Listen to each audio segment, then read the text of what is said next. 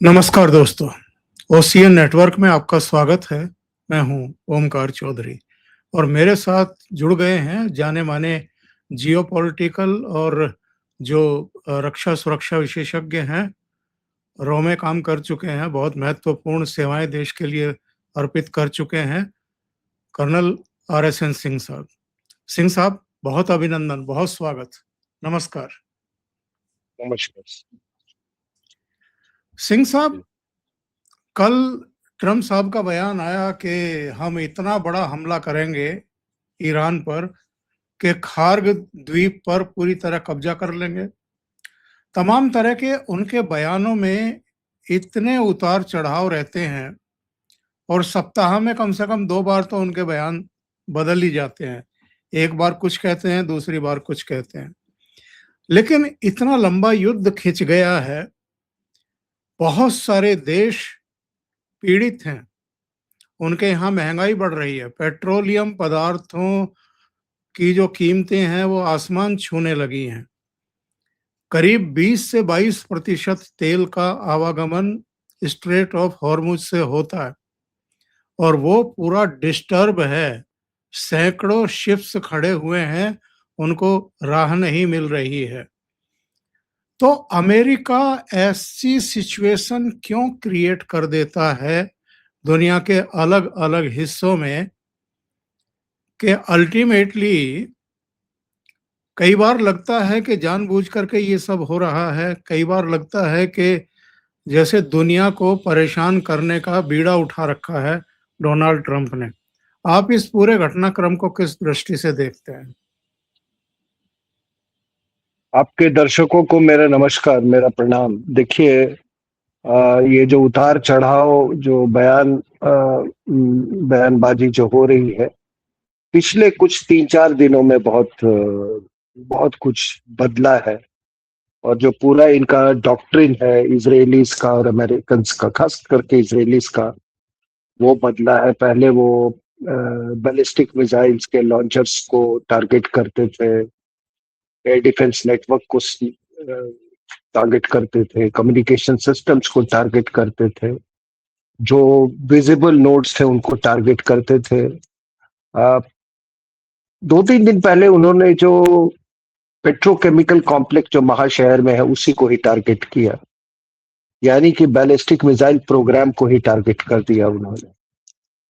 और सबसे बड़ी बात है कि उसके पहले इन्होंने कोई जब बेरूट पे हमला हुआ था इसका, लेबनान का, इजराइल का, उसके एवज में, उसके रिस्पांस में ईरान ने कोई 30 मिसाइल दागे थे और उसका कोई असर हुआ नहीं।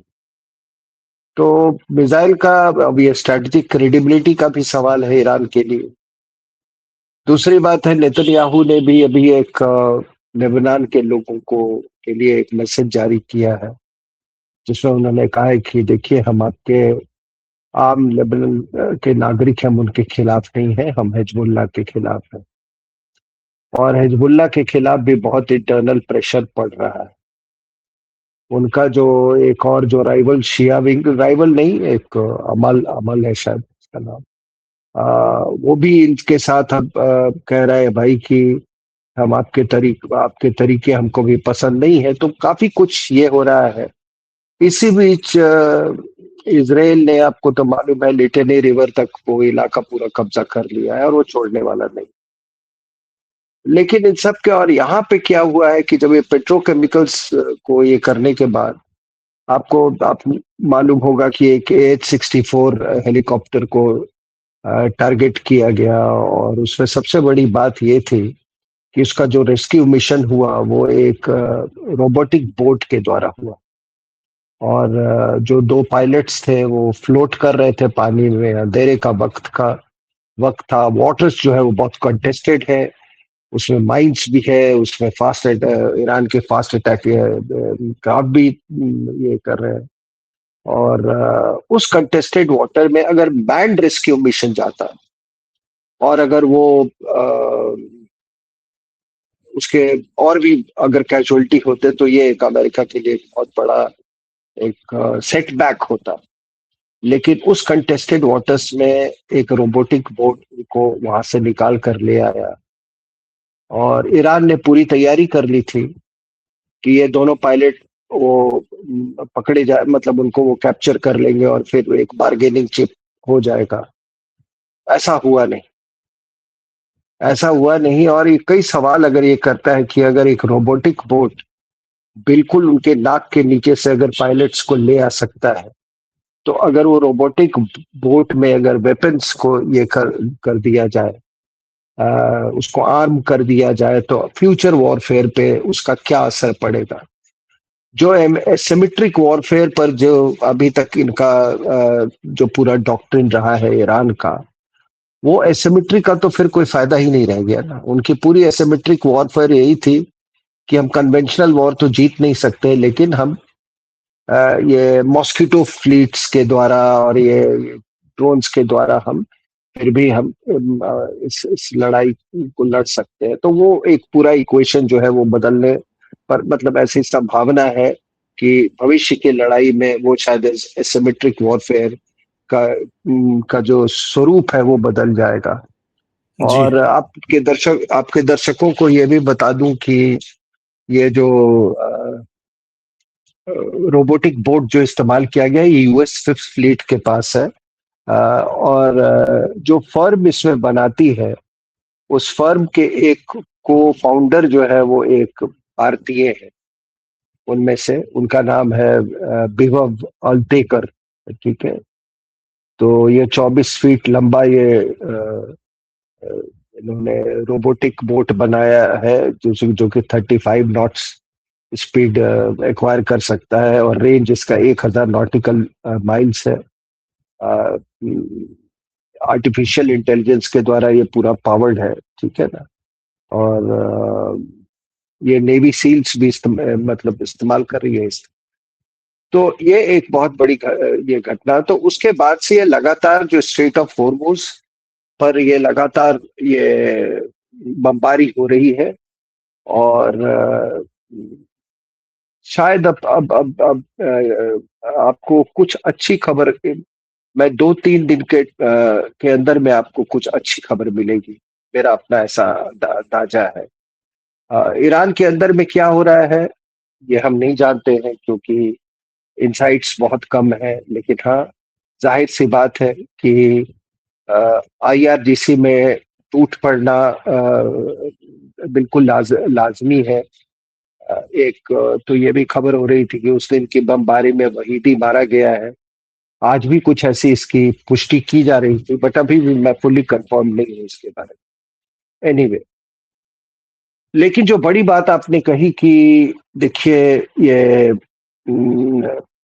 क्या जानबूझ के करता है अमेरिका, क्या करता है, तो आपको मैं इस तरह से आपके दर्शकों को समझा दूं कि अगर पूरी दुनिया का मैप ले ले आप, तो अमेरिका जो है इस सुपर पावर है, इसमें कोई शक की बात नहीं। ऑलमोस्ट मोर देन $900 बिलियन का उनका डिफेंस बजट है। आपका $90 बिलियन है, उसका $900 बिलियन है।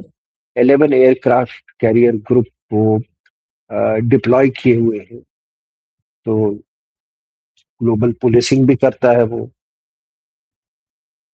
तो जब इतना बड़ा डिफेंस बजट हो, इतनी बड़ी वो हो, मिलिट्री पावर हो, तो जाहिर सी बात है कि वो उसकी अपने वर्चस्व को कायम करने के लिए वो उसकी जो स्ट्रैटेजी अभी तक रही है, पोस्ट वर्ल्ड वॉर 2 स्ट्रैटेजी, कि अगर नक्शे पर आप देखें तो वेस्ट में वो यूरोप को इस्तेमाल करता है अपने एज ए लिवरेज। फिर इधर चले आए ईस्ट की तरफ, तो मिडिल ईस्ट में इसराइल को इस्तेमाल करता है, मतलब पे डिपेंडेंट है। और अगर ईस्ट थोड़ा सा चले जाएं तो पाकिस्तान पे कुछ हद तक डिपेंडेंट है। और थोड़ा ईस्ट चले आए तो जापान, फिलीपींस, ये उस पर डिपेंडेंट है। हम जो है एक बहुत important role by virtue of our location in the Indian Ocean, हम दोनों तरफ अपना वजन डाल सकते हैं, इधर ईस्ट की भी तरफ और उसके वेस्ट के भी तरफ, इस तरफ मिडिल ईस्ट के भी तरफ। तो इसीलिए भारत जो है वो सबसे एक पिविटल पोजीशन है। लेकिन जहां तक इसराइल का सवाल है, इसराइल वो एक तरह का अमेरिका का पिवट है उस रीजन में, मिडिल ईस्ट।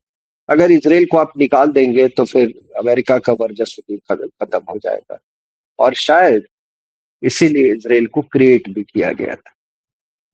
लेकिन एक देखिए सर, क्या है कि सबसे बड़ी बात है कि इस युद्ध में अमेरिका का क्या मतलब, हम अगर ऑयल एनर्जी आर्किटेक्चर को देखें तो इसमें सबसे ज्यादा फायदा इस युद्ध का अमेरिका में रहा।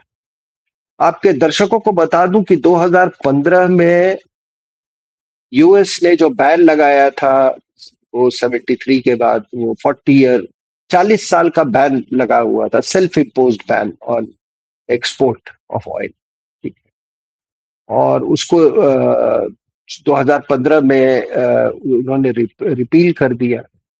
और नहीं, वो अरब्स ने एम्बार्गो लगाया था उनके वॉल पे, तो जब 73 में अरब एम्बार्गो जो हुआ था यम कपूर के वॉर के बाद में, because of their support to Israel, American support to Israel, तो सेल्फ इम्पोज्ड बैन को, जैसा मैंने कहा, 2015 में उसको रिपील किया। और चौधरी साहब महज 10 साल में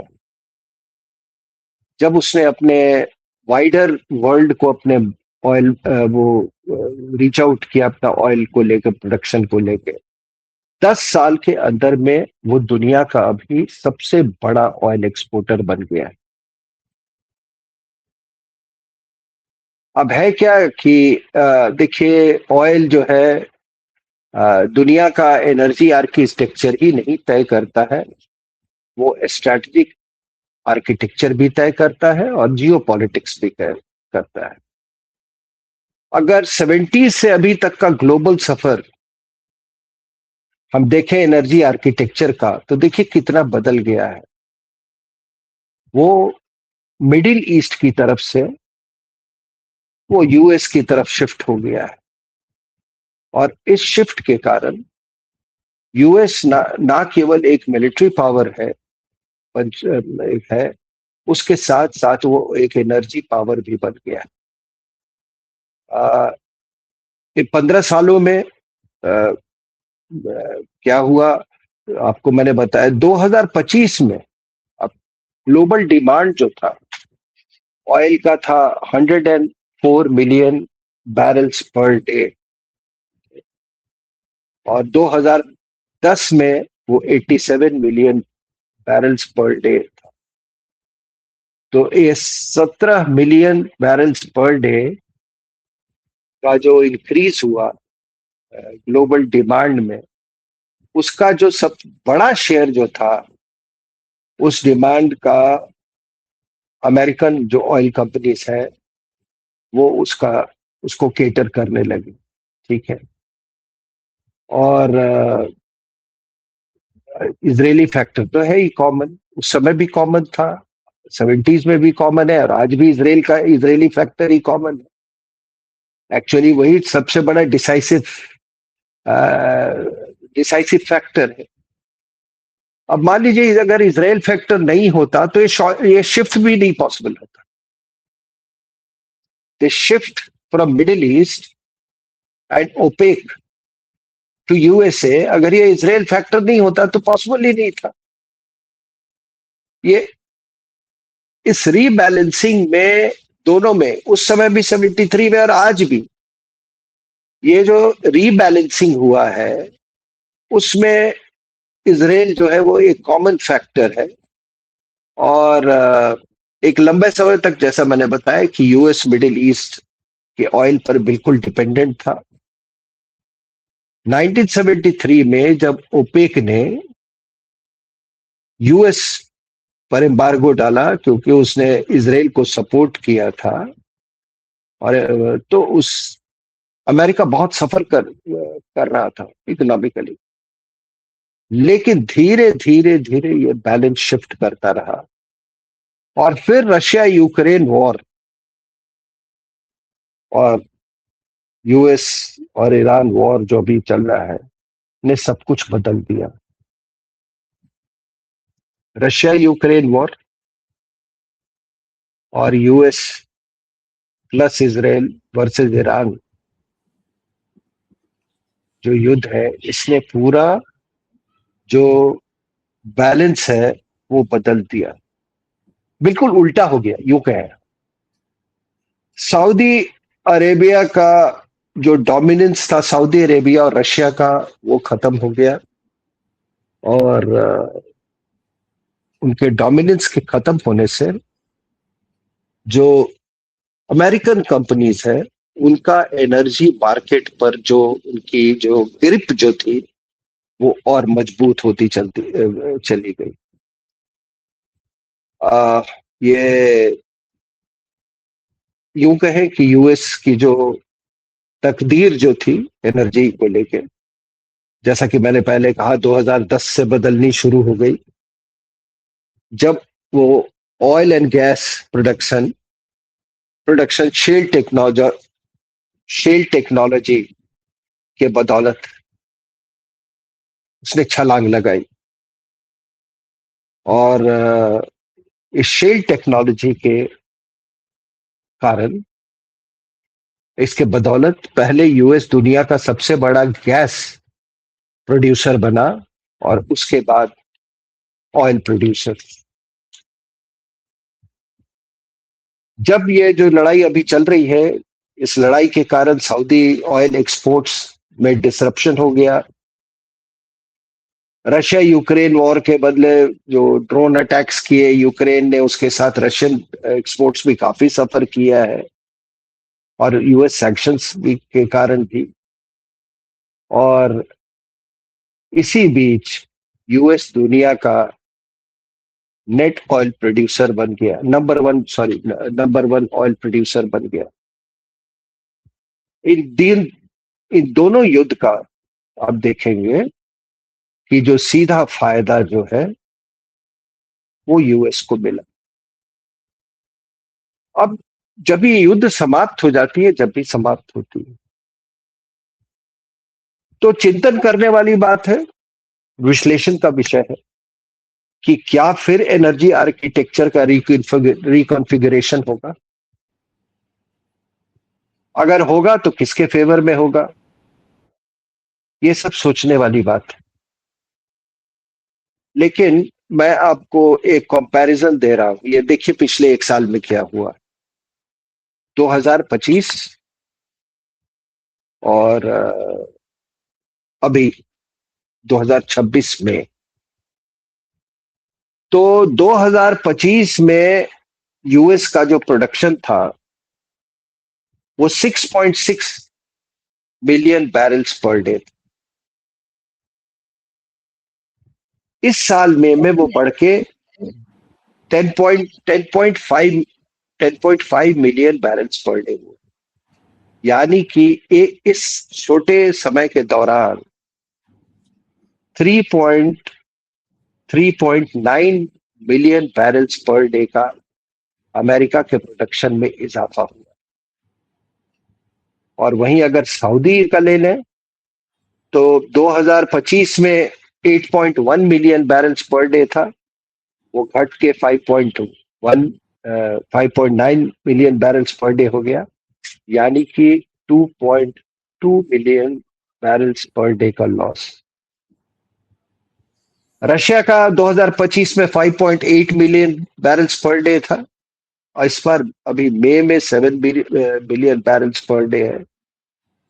रशिया को भी हल्का सा गेन हुआ है 1.2 मिलियन बैरल्स पर डे का। तो आप देखें कि अगर 2002 से लेके 2026 का आंकड़ा ले लें तो 22 मिलियन बैरल्स पर डे। ठीक है ना? यानी कि वो ट्रेबल कर गया है उसका जो यूएस का प्रोडक्शन जो है वो। और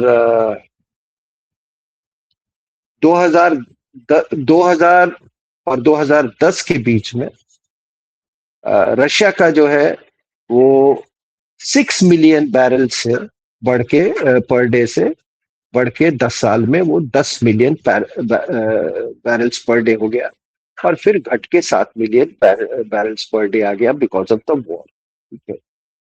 और उसके बाद से 2020 के बाद से रशिया का जो प्रोडक्शन है वो तकरीबन वो एक तरह से स्टैग्नेट कर रहा है। अब है क्या सर कि ये देखिए, प्राइसिंग पावर, पहले जो प्राइसिंग पावर जो था, जो लोग तय करते थे कि ऑयल का दाम क्या होगा, वो ओपेक तय करता था, और वो अब यूएस की तरफ शिफ्ट कर गया। अब वो लोग तय करते हैं कि ऑयल का प्राइस क्या होगा। और यह भी ध्यान में रहे कि कंट्रीज लाइक सऊदी अरेबिया या रशिया, वहां पे सरकारें तय करती हैं कि ऑयल का प्रोडक्शन कितना होगा और उसका कितना एक्सपोर्ट होगा और प्राइसिंग क्या होगा, वो सरकारें तय करती हैं। लेकिन यूएस में जो प्राइवेट कंपनीज है वो तय करती। अब ये मैंने कहा कि ओपेक से अमेरिका की तरफ शिफ्ट कर गया। यूएई के ओपेक से निकल जाने के बाद, तो 60 साल के बाद, वो यूएई एक important player, energy player OPEC का, वो उसका एग्जिट हो जाता है। और इसका भी सीधा फायदा अमेरिका को पहुंचता है। और तो ईरान का जो हमला हुआ यूएई पर, अगर आप देखें तो उसका सबसे बड़ा फायदा तो अमेरिका को हुआ। और अब यूएई का कहना है कि भाई जब हम पर हमला हुआ, आप लोगों ने, किसी ने सॉलिडेरिटी मेरे साथ नहीं दिखाई, एकता नहीं दिखाई, तो मैं रह के क्या करूंगा। तो आप देख लीजिए किस तरह से आर्किटेक्चर बदल गया। एक मिडिल ईस्ट का कंट्री ओपेक को छोड़ दिया। अब ऑयल एक्सपोर्ट्स का जहां तक जो नंबर 1 पोजीशन है या न्यूमरो यूनो पोजीशन है, ये क्या करता है, इसका परिणाम क्या होगा है, इम्पैक्ट क्या है, कि अब वॉशिंगटन अपने एलाइज और राइवल्स के पास उसके उनके संदर्भ में एक बहुत बड़ा, उसको एक पावरफुल लेवरेज मिल गया। और यूएस जो है अभी तक यूरोप का को लार्जेस्ट, अभी अमेरिका यूरोप का सबसे बड़ा क्रूड प्रोवाइड, सबसे ज्यादा तेल बेच रहा, क्रूड दे रहा है। यूरोपियंस इस ओवर डिपेंडेंस से खुश नहीं है, लेकिन उनके पास कोई ऑल्टरनेटिव नहीं। There is a great amount of apprehension in the European countries. और साथ साथ जो ट्रंप साहब जो टैरिफ को लेके जो रवैया अपनाते हैं, ये ओवर डिपेंडेंस के साथ अगर उसको कपल करके देखें तो it's not a very comfortable situation, मतलब एक proposition for the European countries. और एक मैं आंकड़ा दे दूं आपको, 2021 में अपना 37% रिक्वायरमेंट ऑयल का यूरोप अमेरिका से लेता था, और यूक्रेन वॉर में जो 2022 में शुरू हुआ, उसके बाद से वो 37% से बढ़ के वो 47% बढ़ गया। 10% इंक्रीज हो गया। जी जी, 10% इंक्रीज। और जो हमारा, जहां तक हमारा सवाल, तो देखिए सबसे ज्यादा अगर मिडिल ईस्ट से कोई ऑयल लेता है तो वो एशियन कंट्रीज है, इंडिया, चाइना, जापान। अगर इस युद्ध से कोई सबसे ज्यादा इंपैक्टेड है एनर्जी के मामले में, सप्लाईज के मामले में, वो इंडिया है। कुछ हद तक रशियन सप्लाईज ने सिचुएशन को मिटिगेट किया, लेकिन सिचुएशन को वो बिल्कुल मतलब वो बैलेंस नहीं, उस स्थिति में नहीं है कि वो बैलेंस कर सके। यहां तक कि आप देखेंगे कि जो बहुत सस्ता क्रूड ऑयल जो मिलता था शैडो फ्लीट के द्वारा या दूसरे मतलब जो चाइना को मिलता था ईरान से बहुत कम दामों में at literally throw away prices, उसके कारण वो मैन्युफैक्चरिंग वगैरह में वो एक अपना एज बनाए हुए था। अब वो एज भी जाता रहा। तो सबसे ज्यादा मेरा कहने का मतलब है कि the Asia was has been affected by the Middle East conflict. ठीक है सर जी। लेकिन आप देखिए कि अब यूएस पर निर्भरता बढ़ती गई इस दौरान, और पिछले साल और जो यूएस ऑयल एक्सपोर्ट्स का 37% एशियन कंट्रीज ने खरीदा पिछले साल। और इस 26 फरवरी के बाद जब से ये वॉर शुरू हुआ है, इस मई में वो 37% से 57% तेल जो है एशियन कंट्रीज वो भी अमेरिका से ले रहे।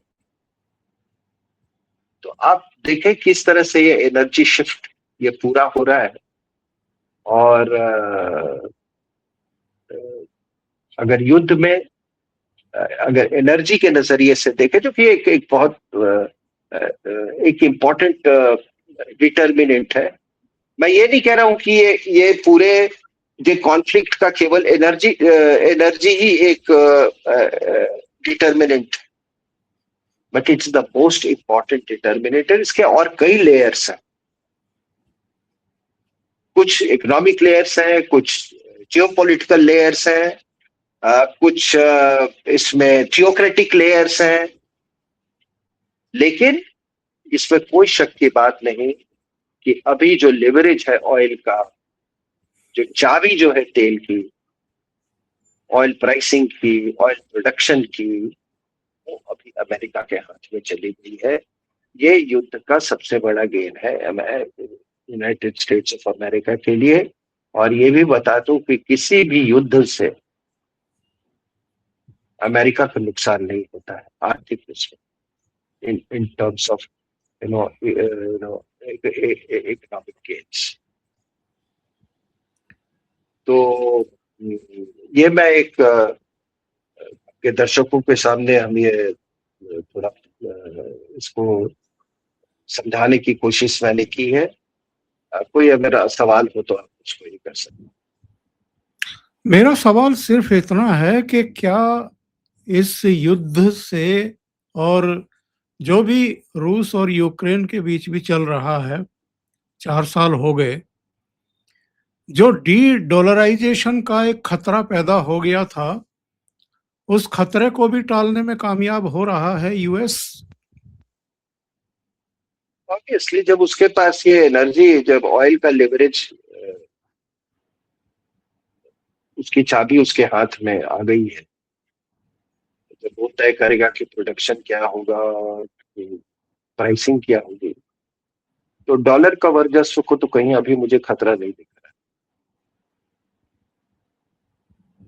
बिल्कुल सही बात आप कह रहे हैं, और यही वजह है कि युद्ध ये लंबा भी खींच रहा है। और जैसा सिंह साहब ने कहा है, आज व्हाइट हाउस से भी इस तरह के संकेत दिए गए हैं कि अगले कुछ दिनों में समझौता सिरे चढ़ जाएगा, यूरोप के किसी कंट्री में इस पर सिग्नेचर होंगे, और उपराष्ट्रपति जेडी वांस भी संभवतः समझौते के मौके पर मौजूद रहेंगे। एक और मैं आपके दर्शकों को बता दूं कि देखिए ये 70s में भी हुआ था कि जैसे मैंने कहा, होर्मुज उस समय भी बंद हुआ था, दुनिया पर काफी असर पड़ा था उस समय। 73-74 में होर्मुज से 4 मिलियन बैरल्स पर डे से ट्रांजिट होता था उससे। Today it has increase by 5 times, 20 million barrels per day. तो आप देखिए कि इस पर दुनिया पर कितना, और मैं अपने इस वर्तमान जो सरकार है उसको मैं दाद देता हूं कि इतनी बड़ी चर्निंग जिसको कहिए, या युद्ध के इसके जो दुष्परिणाम है उसको बहुत दक्षता से इन्होंने इसको फेस किया। नहीं तो इसका सीधा प्रभाव और भी हमारे लिए कष्टदायक हो सकता था। क्राइसिस में मैनेजमेंट जिस तरह का किया है मोदी सरकार ने, वो लाजवाब है, इसमें कोई दो राय नहीं है। सिंह साहब, बहुत बहुत धन्यवाद आपका जुड़ने के लिए और बहुत महत्वपूर्ण बिंदु पर रोशनी डालने के लिए। Thank you so much sir. नमस्कार।